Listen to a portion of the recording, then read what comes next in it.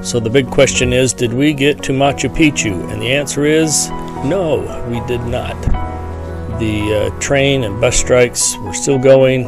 We even tried to spend another day there, but we're not able to get to Machu Picchu. So where did we go? Ollantaytambo. This is where we are. Inca fortification, temple, village. Very similar to Machu Picchu. Similar, but not the same. And if you've never seen a horse dance with a beautiful woman, please watch the end of this video. It's fascinating. Our nation was in the Sacred Valley.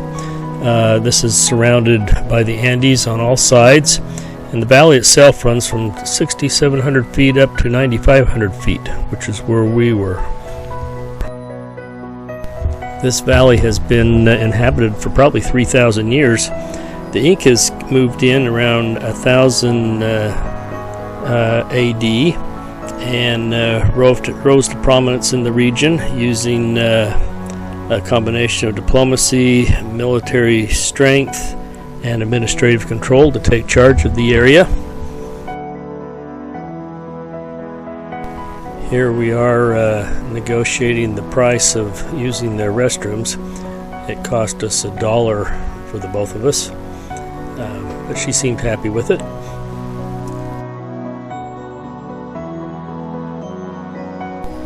This little rest stop was at 12,300 feet. Not only had the little restroom we used, but also street vendors, which were kind of fun to watch.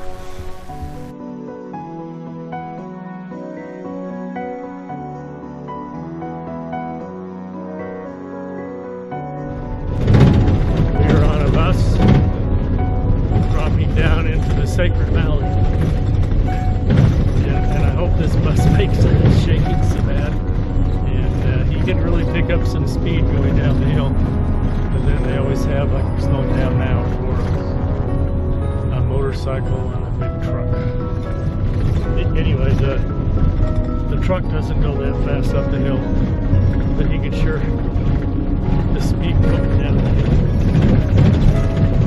And those tires shake like you can't believe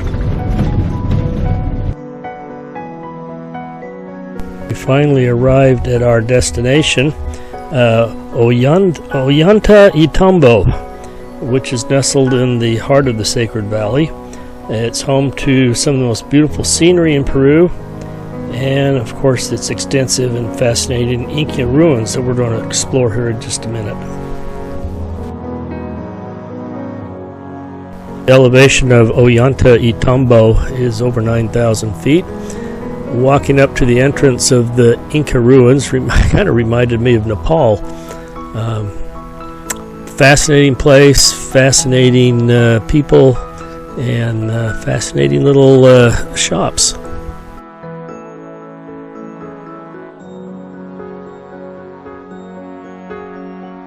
Ollantaytambo is located halfway between Machu Picchu and Cusco, Peru.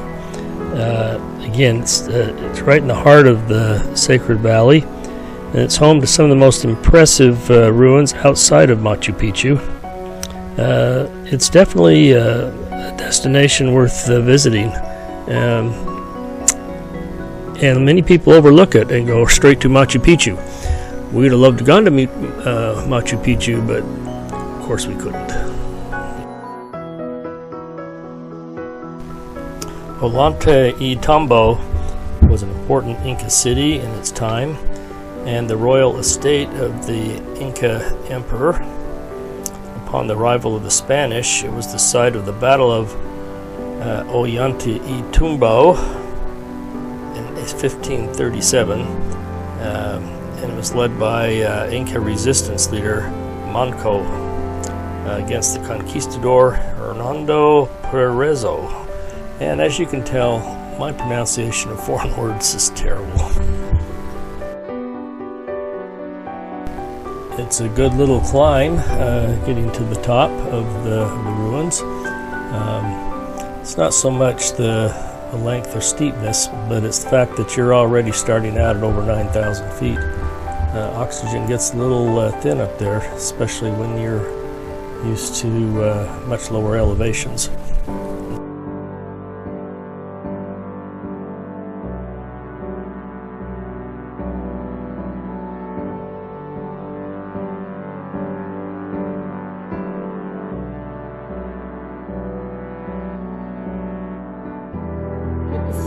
But the sun came through here. Yeah, but this is the gate. This is the sun gate. To the temple, and the temple is up there. Yeah. We will see the temple up there. And depending on where the sun hit on the left side, middle, or right, was the seasons.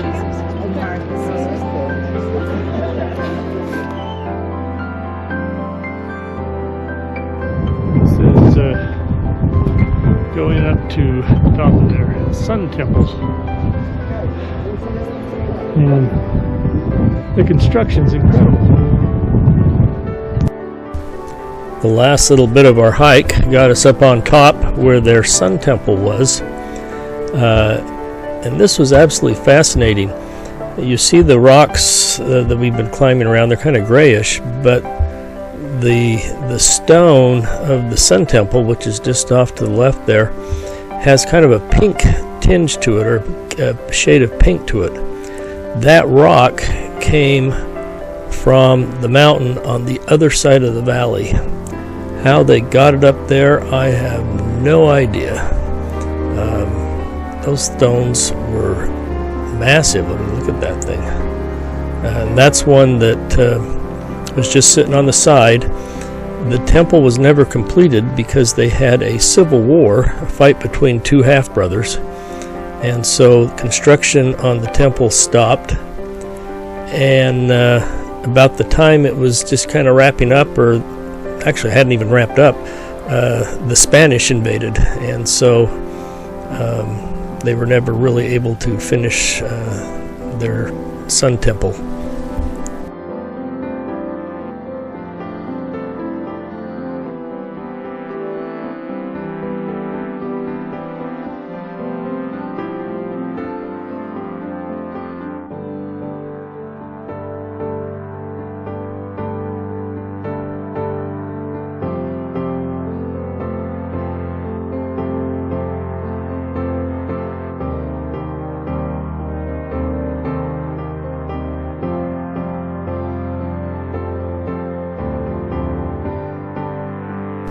We started our descent back down to the town on the opposite side. We came up on the left side. We're coming down on the right side now. And you can see there's some areas that are fairly steep as far as, you know, little stone paths are concerned.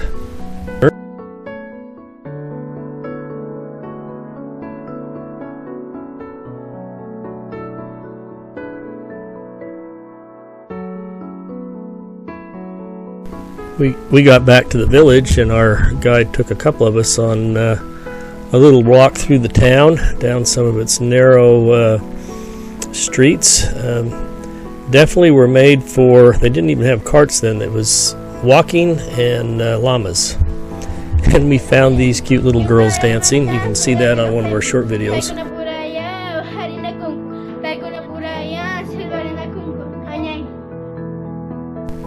Again, the street vendors are plentiful and lots of goods to buy. The drainage facility here is ingenious. All of these Inca cities had incredible drainage systems.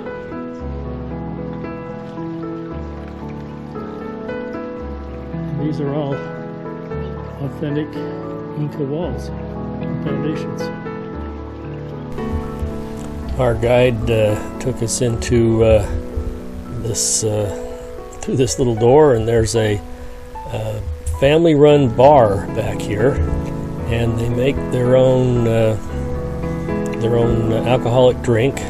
She said it was kind of like a beer, a low alcohol beer, and so we went back there, and sure enough, They were all back there having a little drink. She's in the corner as soon as you can clear the way here.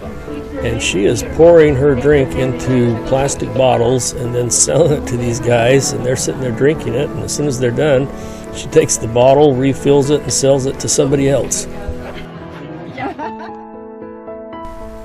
The Sacred Valley was important to the Incas and also the Spanish conquistadors because it was so fertile. You can grow almost anything here. And in fact, we're going to find out here in just a minute, there's a type of corn that only grows here in the Sacred Valley. We stopped for a late lunch at the Casa Hacienda del Maíz, which is a beautiful farm who have set their property up to also do banquets and weddings and things like that. It's a beautiful setting in the Sacred Valley. Had a beautiful lunch, a wonderful lunch. And that is the corn they raise here. It is only grown here, and it is giant white corn. And then they put on this show, which I've never seen before. A man dancing with a woman while he's on a horse.